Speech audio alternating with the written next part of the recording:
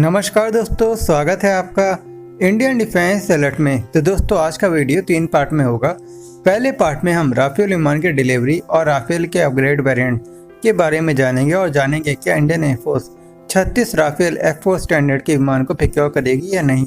और दूसरे पार्ट में हम इंडियन नेवी द्वारा 6 न्यूक्लियर पावर अटैक सबमरीन के प्रोक्योरमेंट के बारे में जानेंगे। और तीसरे पार्ट में हम DRDO द्वारा डेवलप की जाने वाली बेहद ही घातक मिसाइल के बारे में जानेंगे। तो दोस्तों सबसे पहले चैनल को सब्सक्राइब कर लें और बेल आइकन को दबा दें ताकि आप हमारी वीडियो मिस ना कर पाएँ, क्योंकि हम डिफेंस और फॉरेन पॉलिसी पर आधारित वीडियो रोज लाते हैं। तो चलिए दोस्तों वीडियो को शुरू करते हैं। तो दोस्तों 3 राफेल विमानों का चौथा बैच परसों फ्रांस से रवाना हो चुका था और तीनों राफेल विमानों ने यूएई में मिड एयर फिलिंग की थी। और दोस्तों कल तीनों राफेल अंबाला एयरफोर्स स्टेशन पहुंच चुके हैं।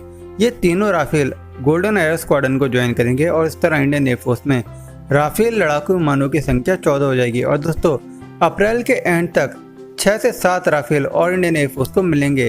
और दोस्तों अप्रैल के बाद जो राफेल इंडियन एयरफोर्स को मिलेंगे वो सभी हाशिमारा एयरफोर्स स्टेशन पर तैनात किए जाएंगे, जिससे चीन और पाकिस्तान पर भारत को एज मिले और इंडियन एयरफोर्स दोनों को आसानी से काउंटर कर पाए। और दोस्तों 2022 के मध्य से पहले भारत को सभी 36 राफेल विमानों की डिलीवरी दे दी जाएगी। और दोस्तों भारत को जो राफेल दिए जा रहे हैं ये सभी F3 स्टैंडर्ड के हैं। और दोस्तों अप्रैल 20 से लेकर 22 के बीच एयरफोर्स चीफ RKS भदौरिया जी फ्रांस विजिट करेंगे, जहां पर उनको डैसॉल्ट एविएशन की ओर से राफेल के F4 स्टैंडर्ड की प्रेजेंटेशन दी जा सकती है।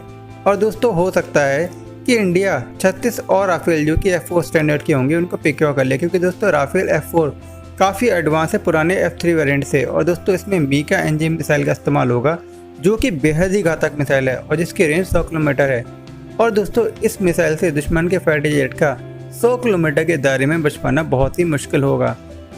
और दोस्तों राफेल F4 विमानों में रिट्रैक्टेबल फ्यूल प्रोप का इस्तेमाल होगा और इसमें इस्तेमाल होने वाला इंजन पहले से काफ़ी एफिशिएंट और पावरफुल होगा। लेकिन दोस्तों राफेल का F4 स्टैंडर्ड कम से कम 1 से 2 साल में बनकर तैयार होगा। और अगर इंडियन एयरफोर्स 36 राफेल F4 के ऑर्डर देती है तो इन राफेल विमानों के ऑर्डर की डिलीवरी की शुरुआत करने में 3 से 4 साल लग जाएंगे, जो कि सही नहीं होगा, क्योंकि दोस्तों तब तक इंडिया का अपना स्वदेशी एमका मार्क 1 रेडी होगा, जो कि 5th जनरेशन का फाइटर जेट होगा, जो कि हर मामले में राफेल से बेहतर होगा। तो दोस्तों अब चलते हैं वीडियो के सेकंड पार्ट की ओर।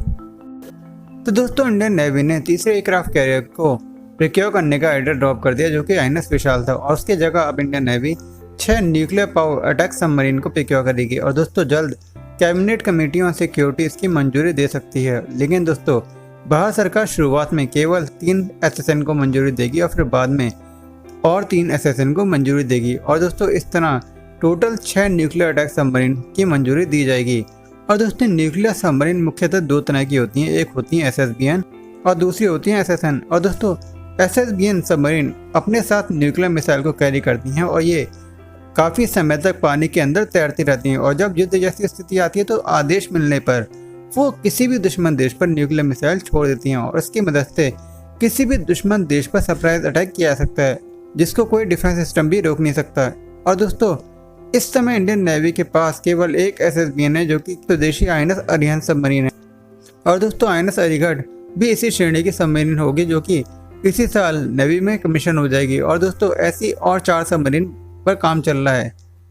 और दोस्तों SSN न्यूक्लियर पावर सबमरीन का इस्तेमाल किसी भी दूसरी सबमरीन या एयरक्राफ्ट कैरियर या वारशिप पर अटैक करने में किया जाता है। और दोस्तों भारत के पास इस तरह की केवल एक ही सबमरीन है, जिसका नाम है INS चक्र। और दोस्तों अगर भारत सरकार इसके लिए फंड एलोकेट कर देती है तो भारत की पहली स्वदेशी न्यूक्लियर अटैक सबमरीन 2032 तक बनकर तैयार होगी, जिसका डिस्प्लेसमेंट INS अरिहंत के बराबर होगा। और दोस्तों बाकी की जो 3 न्यूक्लियर अटैक सबमरीन होंगी उनका डिस्प्लेसमेंट पुरानी 3 से डबल होगा, क्योंकि दोस्तों चीन की सबमरीन लगातार इंडियन ओशन रीजन में देखी जा सकती हैं, जिनको काउंटर करने के लिए भारत के पास केवल एक ही न्यूक्लियर पावर अटैक सबमरीन है, जिसकी लीज 2022 तक खत्म हो जाएगी। तो अब आप कहोगे कि भारत के पास पहले से ही स्कॉर्पियन क्लास की INS कलवरी सबमरीन है, तो न्यूक्लियर पावर अटैक सबमरीन की क्या जरूरत है। क्योंकि दोस्तों INS Kalvari diesel electric submarine है, जिसको 30 दिन बाद समुद्र की सतह पर आना होता है, क्योंकि इस तरह की सबमरीन को अपनी बैटरीज चार्ज करनी होती हैं और उसकी मदद से ही ये मूव कर पाती हैं। और जबकि दोस्तों न्यूक्लियर अटैक सबमरीन जो होती हैं वो उसमें इस तरह की कोई दिक्कत नहीं होती, इसलिए Indian navy 6 nuclear power attack submarine को पिकअप करना चाहती है, क्योंकि इस तरह की सबमरीन कई महीनों तक पानी के अंदर रह सकती हैं और उसका इस्तेमाल चीनी सबमरीन को पानी के अंदर दफन करने में भी किया जा सकता है या फिर उनके एयरक्राफ्ट कैरियर को भी ख़त्म करने में इस्तेमाल किया जा सकता है। और इन न्यूक्लियर अटैक सबमरीन के कॉम्बैट रेंज भी काफ़ी ज़्यादा होती है। तो दोस्तों अब चलते हैं इस वीडियो के तीसरे पार्ट की ओर। तो दोस्तों भारत की अग्नि 5 मिसाइल जिसकी रेंज 5000 किलोमीटर है और लोगों द्वारा कई बार कयास लगाए गए कि शायद भारत अग्नि 5 के बाद अग्नि 6 मिसाइल पर भी काम करेगा, लेकिन दोस्तों अग्नि 6 मिसाइल कोई टेस्ट देखने को नहीं मिले हैं। लेकिन दोस्तों अब ये खबर सामने निकल कर आ रही है कि DRDO इंडियन नेवी के लिए K5 मिसाइल और K6 मिसाइल पर काम कर रही है। और दोस्तों K5 मिसाइल की रेंज 5000 किलोमीटर से लेकर 8000 किलोमीटर होगी, जो कि उसके वॉरहेड पर निर्भर करेगी। और दोस्तों K6 मिसाइल की रेंज 10,000 किलोमीटर होगी। इन दोनों मिसाइलों को भारत की nuclear submarine INS Arihant, INS Arighat, S4 और S4 स्टार सबमरीन में इस्तेमाल किया जाएगा। और दोस्तों जहां K5 की जद में पूरा चीन आएगा, वहीं K6 मिसाइल की जद में पूरा यूरोप सहित कई लैटिन अमेरिकी देश भी आएंगे।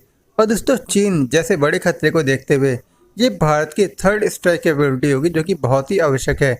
वहीं अभी इन मिसाइलों पर काम किया जा रहा है और इन मिसाइलों को नेवी में 3 से 4 साल में शामिल कर लिया जाएगा, क्योंकि ये मिसाइल अग्नि 5 मिसाइल पर बेस होगी। तो दोस्तों आपको ये वीडियो कैसा लगा कमेंट करके ज़रूर बताइए। अगर अच्छा लगा है तो लाइक कीजिए, चैनल को सब्सक्राइब कीजिए, अपने दोस्तों के साथ वीडियो को शेयर करना ना भूलें। आखिर तक देखने के लिए आप सभी का धन्यवाद। जय हिंद, वंदे मातरम।